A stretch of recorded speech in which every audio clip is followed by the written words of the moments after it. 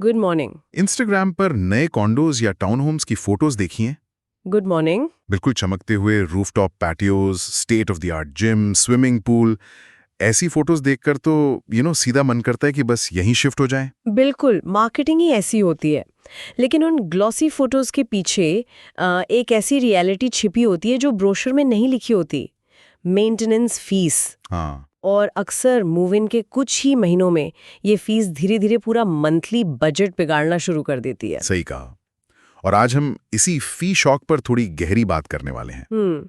हमारे पास the couple state का एक डॉक्यूमेंट है जो बताता है कि कैलगरी में खासतौर पे फर्स्ट टाइम बायर्स या जो लोग बड़े घर से छोटे घर में शिफ्ट हो रहे हैं वो कैसे इन अचानक बढ़ती हुई फीस से परेशान हो जाते हैं। हाँ, और मिशन सिंपल है, ये समझना कि प्रॉपर्टी खरीदने से पहले वो कौन सी चीजें हैं जिन पर ध्यान देना जरूरी है। राइट। बेसिकली हम उन रेड फ्लैग्स को पहचानने की कोशिश करेंगे ताकि बाद में कोई बड़ा फाइनेंशियल सरप्राइज परेशान न करे। ये सिर्फ पैसे बचाने के बारे में नहीं है, ये मन की शांति के बारे में है। परफेक्ट। तो चलिए इसको अच्छे से अनपैक करते हैं। जरूर।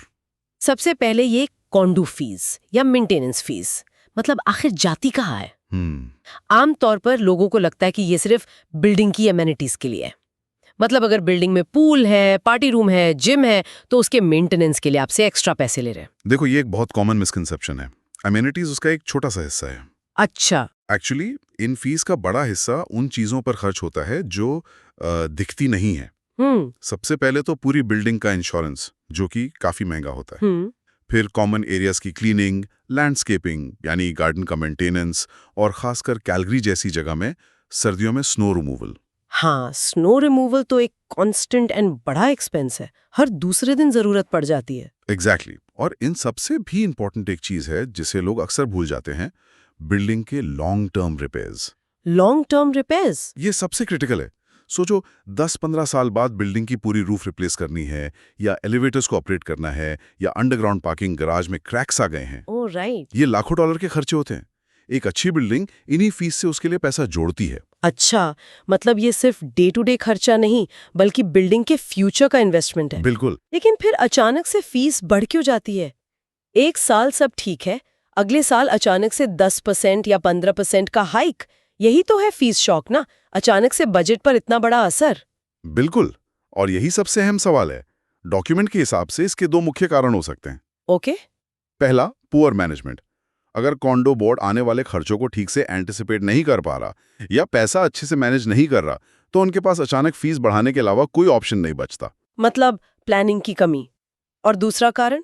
दूसरा और शायद ज्यादा कॉमन कारण है एक कमजोर रिजर्व फंड। Reserve fund?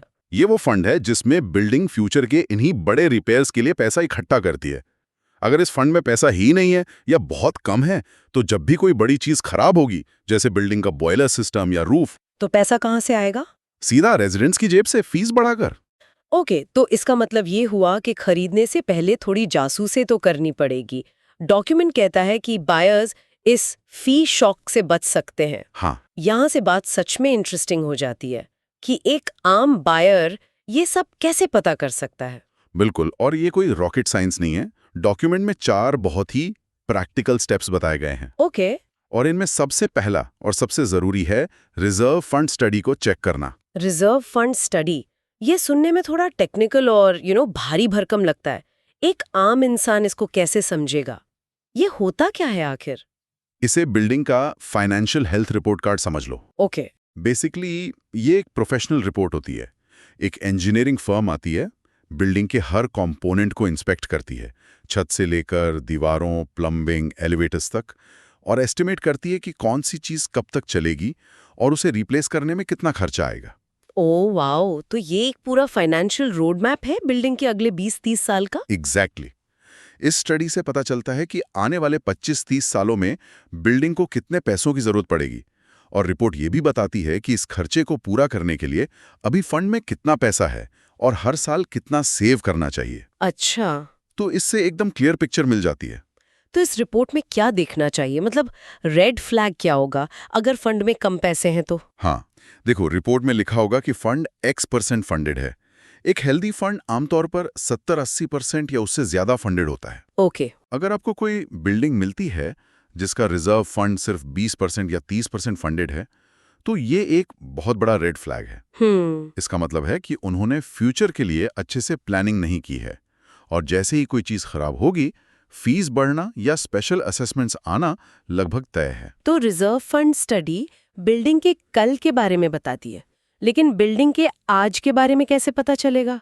क्या डे टू डे खर्चों को देखने का भी कोई तरीका है? बहुत अच्छा सवाल है, और यही हमें दूसरे स्टेप पर ले जाता है, कॉन्डो बोर्ड का बजट मांगना। Okay, budget. Reserve fund study future के बारे में है, और बजट बिल्डिंग के डे टू डे ऑपरेशंस यानी आज के खर्चों के बारे में बताता है। ठीक है, तो बजट में क्या देखना चाहिए? वो तो बस नंबर्स की एक लंबी लिस्ट होगी। बजट को देखकर मैनेजमेंट की ट्रांसपेरेंसी और एफिशिएंसी का अंदाजा लगाया जा सकता है। क्या रेगुलर ऑडिट्स होते हैं? राइट। क्या सारे खर्चे अच्छे से डॉक्यूमेंटेड हैं? क्या बोर्ड हर साल थोड़ा पैसा कंटिंजेंसी यानी अचानक आने वाले छोटे मोटे खर्चों के लिए अलग रखता है? ये सब एक अच्छे मैनेजमेंट की निशानी है। और इसमें सबसे बड़ा रेड फ्लैग क्या होगा? ऐसी कौन सी चीज है जिसे देखते ही थोड़ा अलर्ट हो जाना चाहिए? सबसे बड़ा रेड फ्लैग है स्पेशल असेसमेंट्स की हिस्ट्री। स्पेशल असेसमेंट इसका मतलब है कि बोर्ड अचानक से सब रेजिडेंट से किसी बड़े खर्चे के लिए एक्स्ट्रा पैसा मांग रहा है। फॉर एग्जाम्पल, हमें बिल्डिंग की प्लम्बिंग अचानक अच्छे से करवानी पड़ रही है, हर यूनिट को एक्स्ट्रा $5,000 या $10,000 देने होंगे। एक मिनट, $10,000? ये तो एक कार की डाउन पेमेंट जितना है।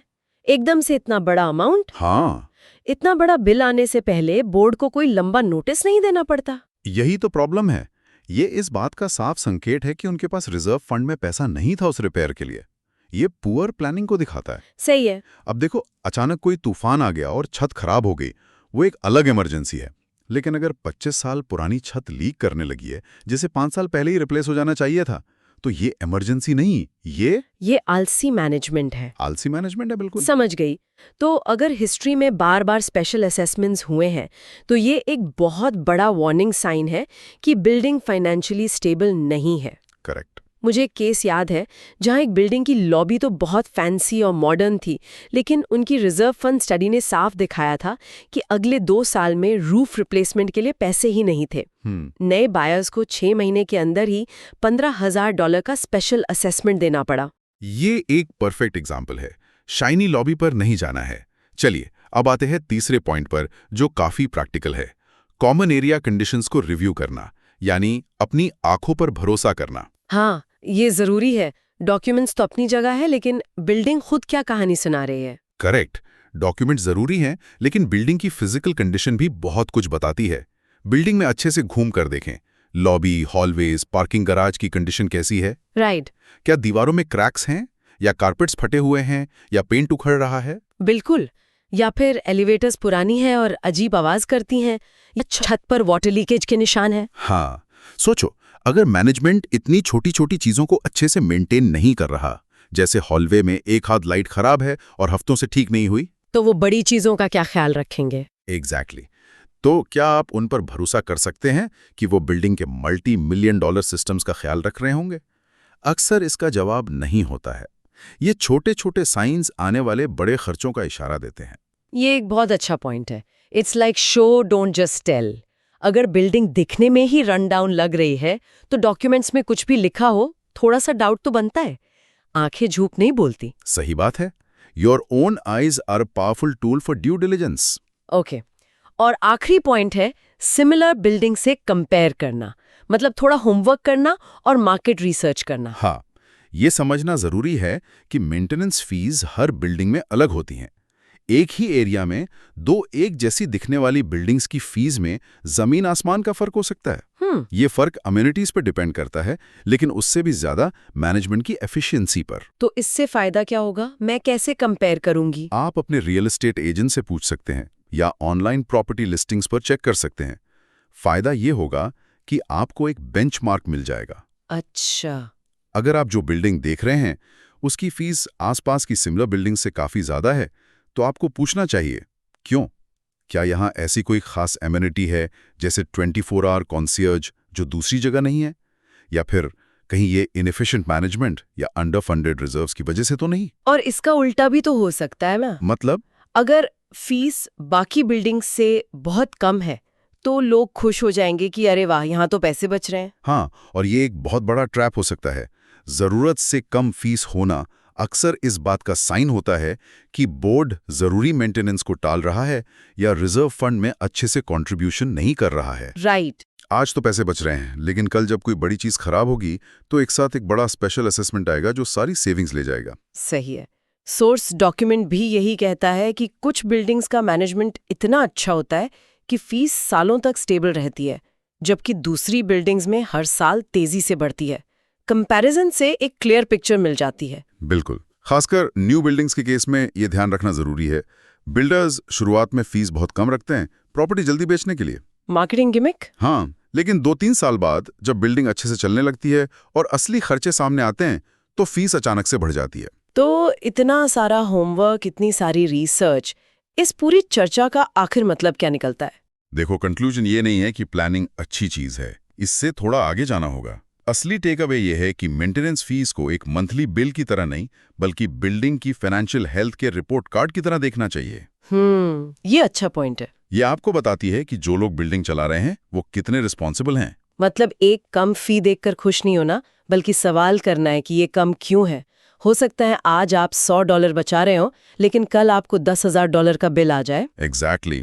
तो अगर थोड़ी सी प्लानिंग और ड्यू डिलिजेंस की जाए, ये 4 स्टेप्स फॉलो किए जाएं, तो ऐसी प्रॉपर्टी मिल सकती है जहां मंथली फीस रीजनेबल हो, मैनेजमेंट सॉलिड हो और रिजर्व फंड अच्छे से फंडेड हो। जिसका मतलब है no surprises, no stress and a stable monthly budget. हाँ, मतलब मन की शांति। आप अपने घर में आराम से रह सकते हैं, इस चिंता के बिना कि अगले साल फीस कितनी बढ़ जाएगी। सही कहा। घर खरीदना एक बहुत बड़ा फाइनेंशियल डिसीजन होता है। थोड़ी सी शुरुआती मेहनत से आगे चलकर बड़े फाइनेंशियल स्ट्रेस से बचा जा सकता है। It's about making a smart, informed decision, ना कि सिर्फ चमकती हुई फोटोज देखकर इमोशनल डिसीजन लेना। तो इस पूरी जानकारी से एक बात साफ है, घर खरीदते वक्त सिर्फ दीवारों, डिजाइन को नहीं, बिल्डिंग की फाइनेंशियल हेल्थ को भी देखना जरूरी है। हाँ, वो उतना ही इम्पोर्टेंट है जितना कि घर का लेआउट या उसकी लोकेशन। बिल्कुल। और इसके लिए ये 4 steps, reserve fund study, board budget, common area का इंस्पेक्शन और दूसरी बिल्डिंग से कंपैरिजन, एक बेहतरीन स्टार्टिंग पॉइंट है। ये आपको एज अ बायर कंट्रोल देते हैं। राइट। आप अंधेरे में तीर नहीं चला रहे होते। इससे एक सवाल मन में आता है, ये सोर्स एक मेंटेनेंस फी चेकलिस्ट की बात करता है। सोचने वाली बात यह है कि क्या हर होम बायर को अपनी एक पर्सनल नॉन निगोशिएबल चेकलिस्ट नहीं बनानी चाहिए? मतलब एक लिस्ट की मैं तब तक ऑफर नहीं दूंगी जब तक ये 5 चीजें चेक ना कर लूं और उस पर अच्छे से टिके रहे। ये एक बहुत इंपॉर्टेंट सवाल है। एक स्टैंडर्ड चेकलिस्ट अच्छी है, लेकिन हर बायर की प्रायोरिटी अलग होती है। हाँ। किसी के लिए एमिनिटीज जरूरी हैं, किसी के लिए आराम। अपनी पर्सनल नॉन निगोशिएबल चेकलिस्ट बनाना बाइंग के प्रोसेस को डिसिप्लिन और क्लैरिटी दे सकता है। सोचने वाली बात यह है कि आपके लिए वो नॉन निगोशिएबल्स क्या हैं। बिल्कुल, ये एक ऐसी चीज है जिसके बारे में हर पोटेंशियल बायर को सोचना चाहिए। Have a good day. Have a good day.